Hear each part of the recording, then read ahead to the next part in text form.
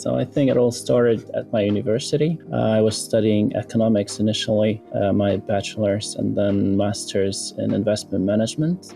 And when I graduated, it was 2008 during the financial crisis, and I saw people carrying out I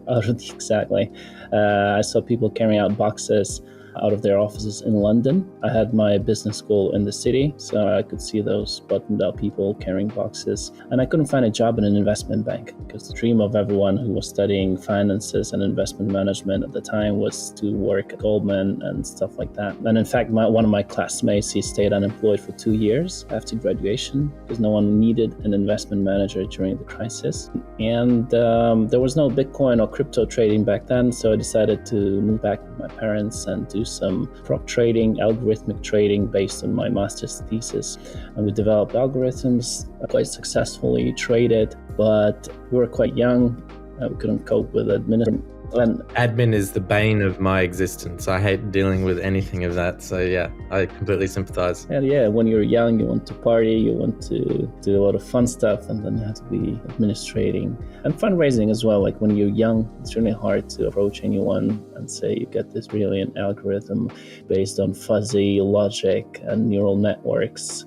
Back in the day, the AI was called neural networks. And how did you approach people? Like, what are you doing? Are you like mailing VC funds being like, hey, I have a trading algo, and they're like, well, that's not a company?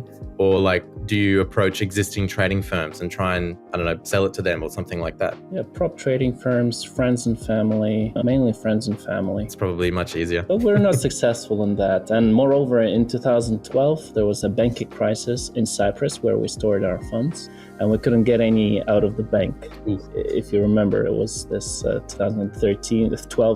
I remember they bailed in everyone and just took everyone's money overnight and said, oh, now you have shares in a bank. Yeah, that's when the real crypto journey began for me. So I found a classmate who worked at this bank, Hellenic Bank, and he helped us withdraw after a 33% haircut on the deposit. Ooh. So basically the government took a third of the money just like that for nothing.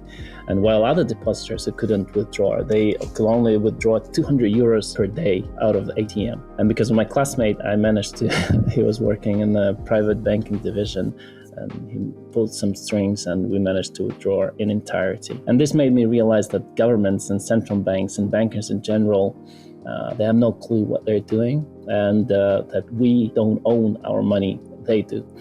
Yes. And then, I stumbled on crypto.